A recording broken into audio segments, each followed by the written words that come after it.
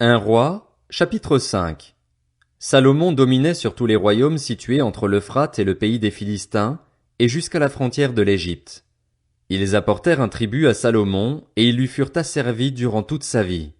Chaque jour Salomon consommait en vivres 6600 litres de fleur de farine et 13 200 litres de farine, 10 bœufs engraissés, 20 bœufs de pâturage et 100 brebis, en plus des cerfs, des gazelles, des daims et des volailles engraissées. Son pouvoir s'étendait sur toute la région située à l'ouest de l'Euphrate, sur tous les rois établis à l'ouest de l'Euphrate. Son pouvoir s'étendait de Tifzar à Gaza, et il avait la paix de tous les côtés. Juda en Israël, depuis Dan jusqu'à Beër-Shéba, habitèrent en sécurité, chacun au milieu de ses vignes et de ses figuiers durant tout le règne de Salomon. Salomon avait 40 000 stalles pour les chevaux destinés à ses chars et 12 000 cavaliers. Les intendants pourvoyaient à l'entretien du roi Salomon et de tous ceux qui étaient admis à sa table, chacun pendant le mois qui lui était attribué. Il ne les laissait manquer de rien. Il faisait aussi venir de l'orge et de la paille pour les chevaux, et les coursiers à l'endroit où se trouvait le roi, chacun selon ses directives. Dieu donna à Salomon de la sagesse, une très grande intelligence et des connaissances aussi nombreuses que le sable qui est au bord de la mer.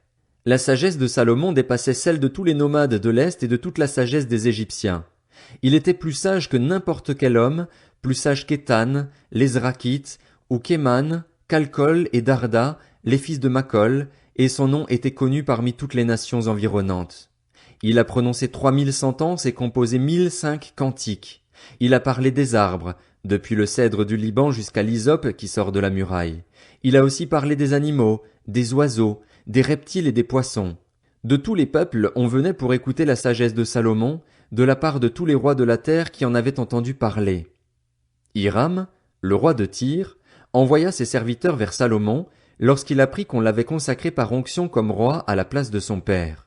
En effet, il avait toujours aimé David. Salomon fit dire à Hiram, « Tu sais que mon père David n'a pas pu construire de maison pour l'Éternel, son Dieu, à cause des guerres qu'on lui a livrées de tous les côtés jusqu'à ce que l'Éternel lui ait soumis ses ennemis. Désormais, l'Éternel, mon Dieu, m'a donné du repos de tous les côtés. Plus d'adversaires, plus de malheurs qui menacent. J'ai l'intention de construire une maison à l'honneur de l'Éternel, mon Dieu, comme l'Éternel l'a déclaré à mon père David. Ton fils, celui que je mettrai à ta place sur ton trône, ce sera lui qui me construira une maison. Ordonne maintenant que l'on coupe pour moi des cèdres du Liban. Mes serviteurs seront avec les tiens, et je te payerai le salaire de tes serviteurs au prix que tu auras fixé. Tu le sais en effet, il n'y a personne chez nous qui sache couper aussi bien les arbres que les Sidoniens. » Lorsqu'il entendit les paroles de Salomon, Hiram fut tout réjoui et il dit, « Béni soit aujourd'hui l'Éternel, qui a donné à David un fils sage pour qu'il devienne le chef de ce grand peuple. » Et il fit répondre à Salomon, « J'ai bien entendu ce que tu m'as envoyé dire. Je vais faire tout ce que tu désires au sujet des cèdres et des cyprès. Mes serviteurs les descendront des montagnes du Liban jusqu'à la mer et je les expédierai par mer, attachés en radeau, jusqu'à l'endroit que tu m'indiqueras.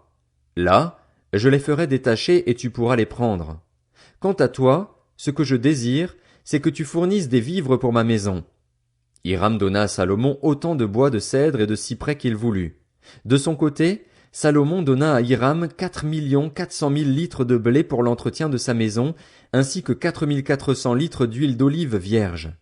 Voilà ce que Salomon donna chaque année à Hiram. L'Éternel avait donné de la sagesse à Salomon, comme il le lui avait promis. La paix régna entre Hiram et lui, et ils firent alliance ensemble. Le roi Salomon leva sur tout Israël 30 000 hommes de corvée. Il les envoya au Liban, 10 000 par mois alternativement. Ils étaient 1 mois au Liban et 2 mois chez eux. Adoniram était responsable de ces hommes.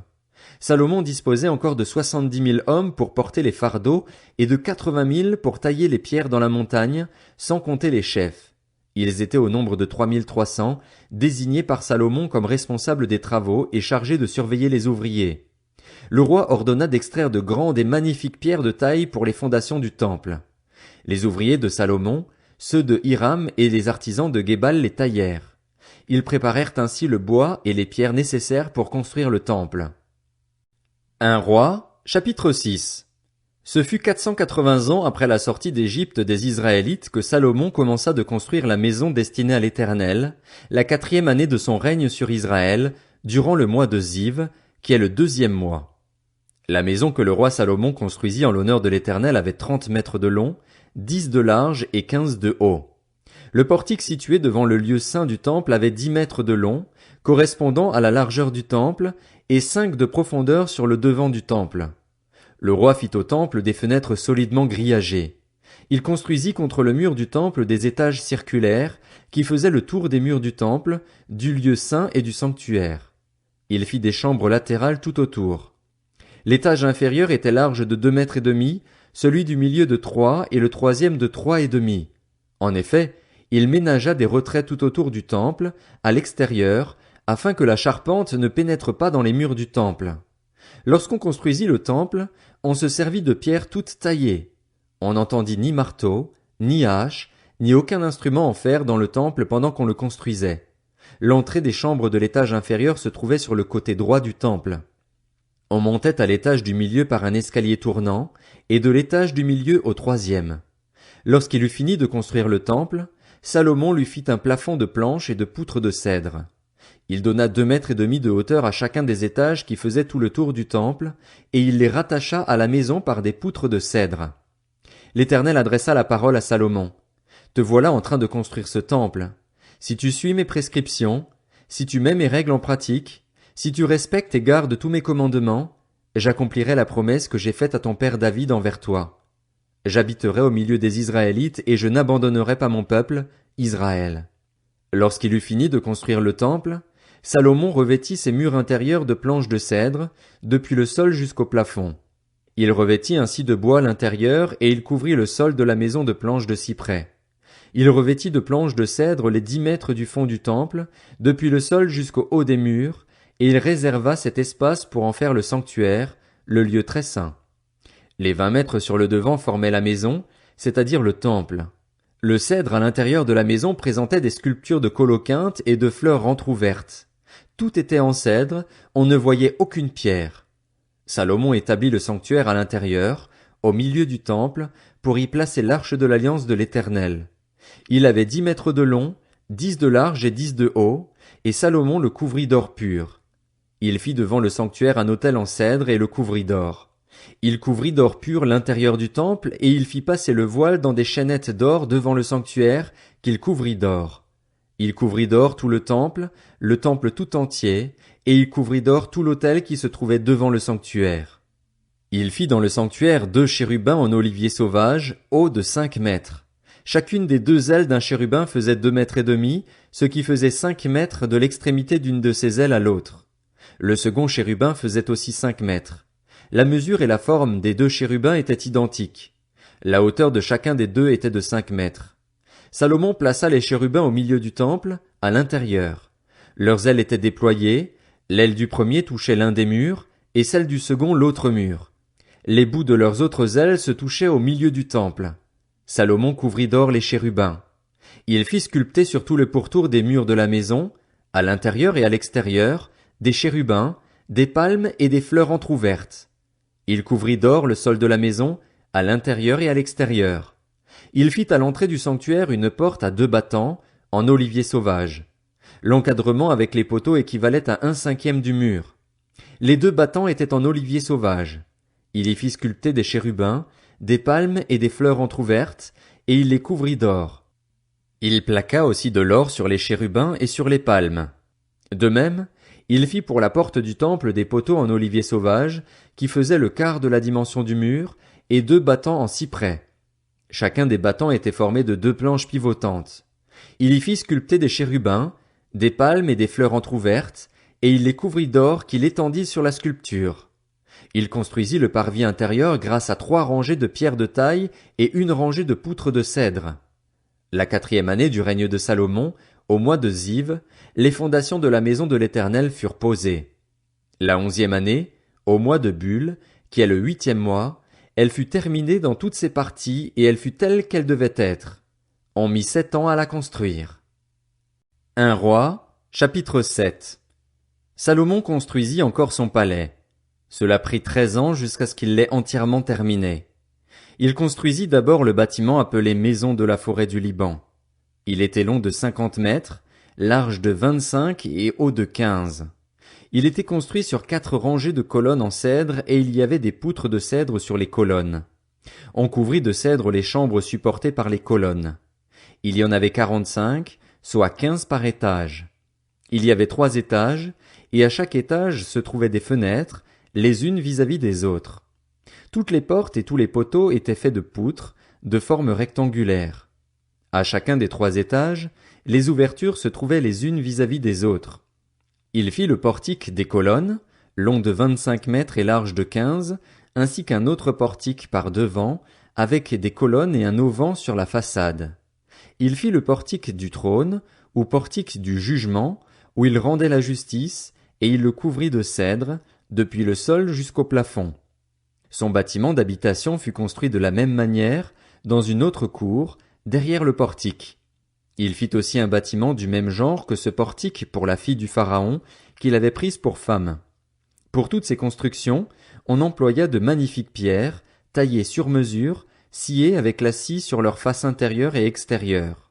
On employa ces pierres depuis les fondations jusqu'aux corniches, et à l'extérieur jusqu'à la grande cour.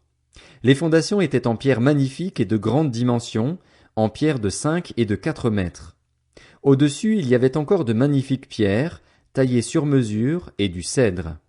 Tout autour de la grande cour, il y avait 3 rangées de pierres de taille et une rangée de poutres de cèdre, comme pour le parvis intérieur et le portique de la maison de l'Éternel.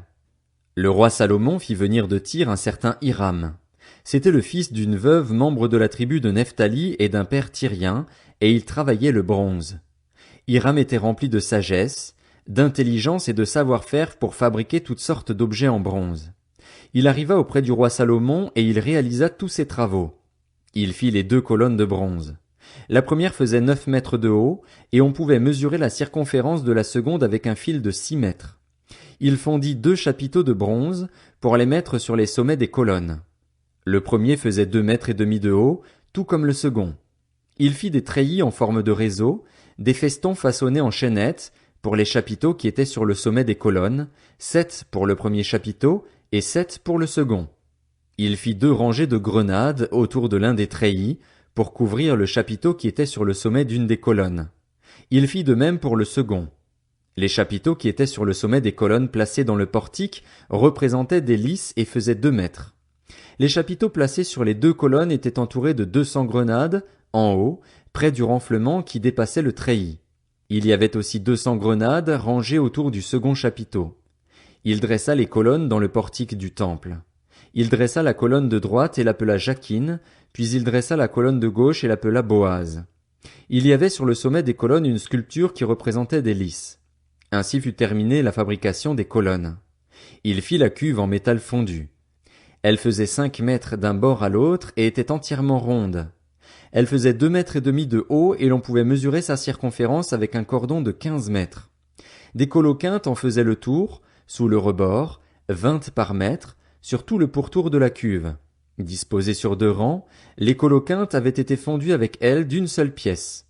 Elle était posée sur 12 bœufs, 3 tournés vers le nord, 3 vers l'ouest, 3 vers le sud et 3 vers l'est. La cuve reposait sur eux et toute la partie postérieure de leur corps était à l'intérieur.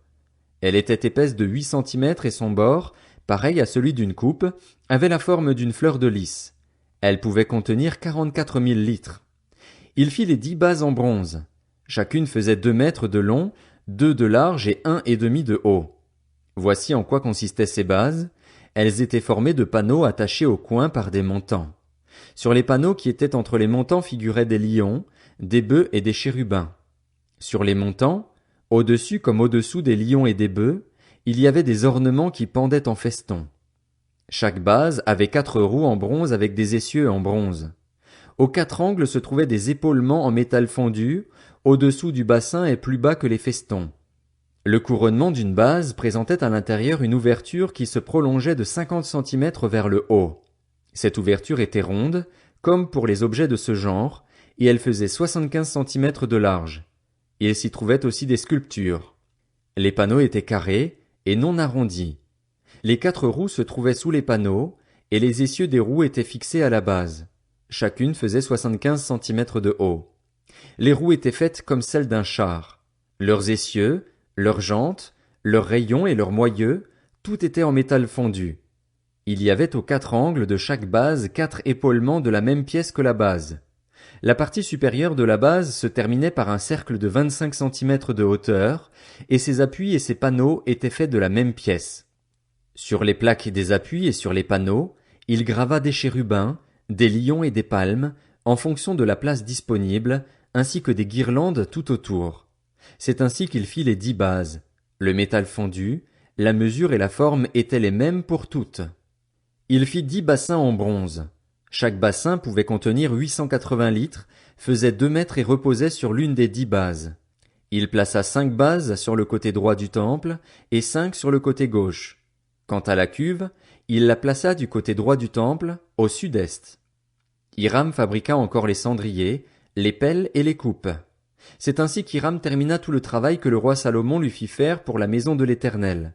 2 colonnes, avec les 2 chapiteaux et leurs bourrelets sur le sommet des colonnes, les 2 treillis, pour couvrir les 2 bourrelets des chapiteaux sur le sommet des colonnes, les 400 grenades pour les 2 treillis, 2 rangées de grenades par treillis, pour couvrir les 2 bourrelets des chapiteaux sur le sommet des colonnes, les 10 bases avec les 10 bassins qui vont dessus, la cuve et les 12 bœufs qui vont sous la cuve, les cendriers, les pelles et les coupes. Tous ces ustensiles que le roi Salomon fit faire à Hiram pour la maison de l'Éternel étaient en bronze poli. Le roi les fit fondre dans la plaine du Jourdain dans un sol argileux, entre Sukkot et Tsartan. Salomon laissa faire tous ces ustensiles sans vérifier le poids du bronze, tant il y en avait.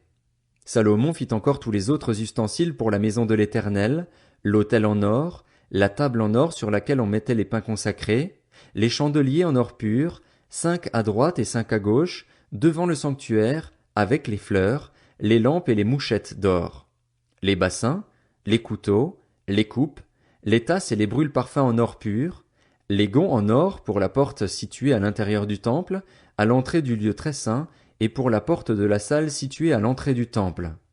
Ainsi fut terminé tout le travail que le roi Salomon fit pour la maison de l'Éternel. Puis il apporta l'argent, l'or et les ustensiles que son père David avait consacrés, et il les mit parmi les trésors de la maison de l'Éternel.